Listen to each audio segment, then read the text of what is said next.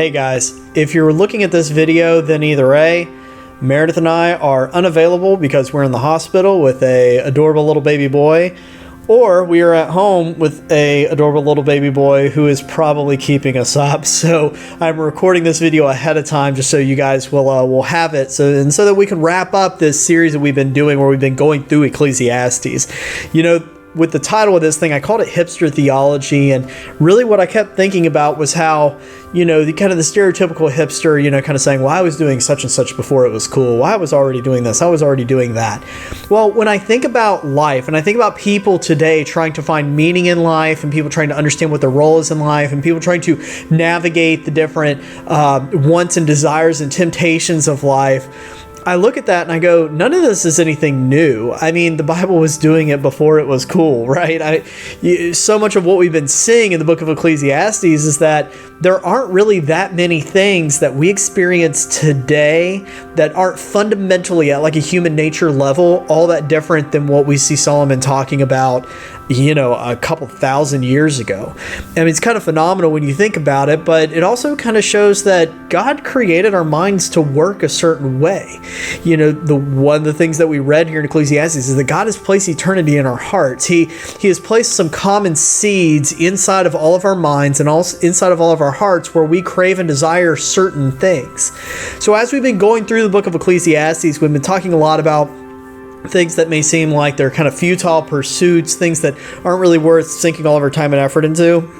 And then we've also talked about things that are good for us to pursue, things that, you know, we should try to do.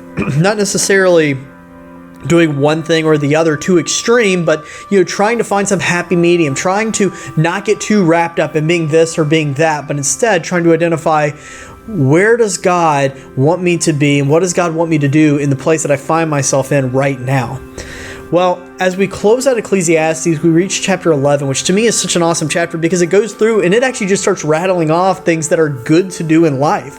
Things that aren't really about, being warnings against being too extreme or things where it's like, oh, well, I've, pontificated that this is a meaningless pursuit and this is a futile pursuit, but this is good. It's none of that. It's really pretty clearly just goes through things. So I want you guys to read through chapter 11, but in here, there are three things you guys are going to focus on, and that's how Solomon talks about the value of being generous, of sharing your blessings with other people. He talks about the value of being industrious, of actually working, because you never know when God is going to take the fruits of your labor and use them for something magnificent. And then also being joyful in life and being able to enjoy the fact that you have this opportunity. Something that's not on your card that you're going to have here in a second, but that I am going to be mentioning in the sermon that I give that goes along with this is that, you know, it's interesting to me that certain things were given to Adam and Eve before sin ever entered into the equation. And if you think about that, what that means is those things that were given were designed perfectly. And part and parcel of that is life itself. God gave life to Adam and Eve. And so even though so much of what we talk about in Christianity and in many world religions is sin and things that, we should, feel shame about or not feel shame about, or redemption. And we focus so much on the do's and the don'ts and what God did for us. But just consider the fact that your mere existence here is something that God made as beautiful and as a blessing for you to be able to enjoy. And He wants you to be able to receive the most fulfillment out of this life that you possibly can. Read in Ecclesiastes 11 and discuss in your group what that fulfilled life looks like, especially as we see Solomon describing it.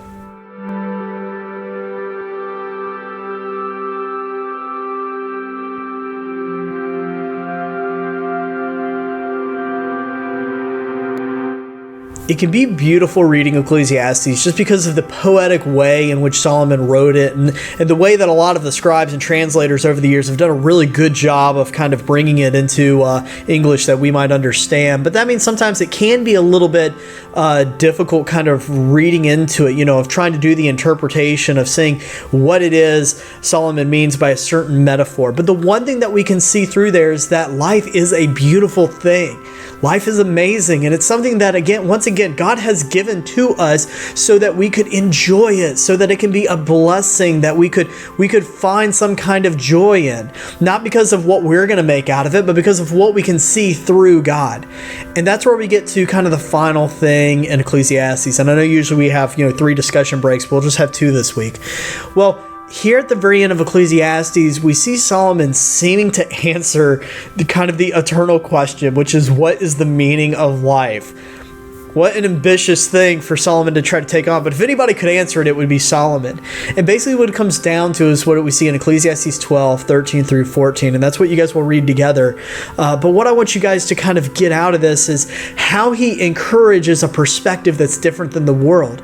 How he looks at life and basically says all of life really comes down to having this perspective that is an eternal perspective rather than a worldly perspective. Not obsessing over the things that society or your friends or anybody else is going to put in front of you, but instead fixating on God and understanding that the things that come from God are good and they are blessings and they are here for us to find joy and meaning in. Things for us to be able to feel like we are contributing to something greater than ourselves. And thankfully, the fact that we live in a fallen, sinful world that sometimes looks less than amazing, that helps push us through. It helps us to be able to, go through the drudgery of whatever valley we find ourselves in, and it helps to keep us humble when we're sitting there on the mountaintop and we feel like nothing can beat us. It's so amazing to see how God can use us no matter what season we find ourselves in, so long as we keep an eternal perspective on life.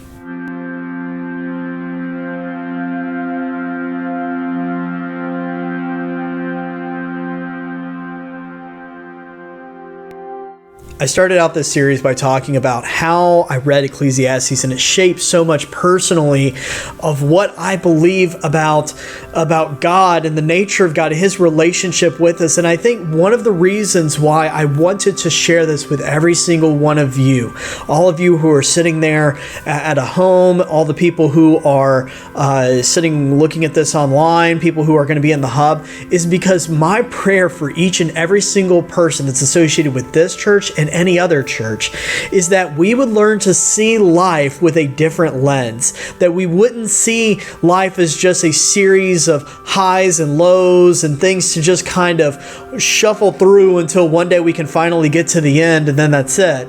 But instead we can look at life as something that in the here and now, while we're here, we have things we can do, we have things we can achieve, we have things we can enjoy, we can laugh, we can love, we can be a part of each other's lives. And to me, that is such a beautiful part of what it means to be a Christian that we end up losing when we just kind of focus on, okay, I have to do this and I can't do that, and this is what it means to be a good Christian. I need to do Bible study and I need to pray, and so many of those things are in fact important.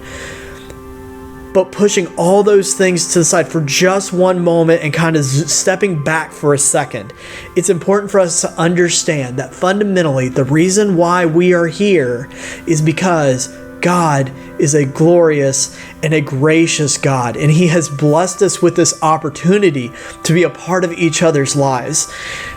And a part of that is going to be helping each other. It's going to be working in the lives of people that we may view as strangers and finding out that maybe they aren't as much of a stranger as we think. It's going to be sharing the gospel and the good news that we have with other people so that in these times that may seem so dark, they would understand that there is a purpose and there is something that is bigger and better for them to live for. It's such an amazing thought, and I'll stop it right there without going too much off of a cliff. But I really hope that you guys have been able to take something out of this entire series. And, here after you guys wrap up and everything, maybe just keep talking a little bit about that perspective, ways that you can help each other and to help continue to bless one another so that we can live more fulfilled lives. Once again, thank you so much for joining and listening. I hope you were able to take something out of this, and until we can meet again, God bless.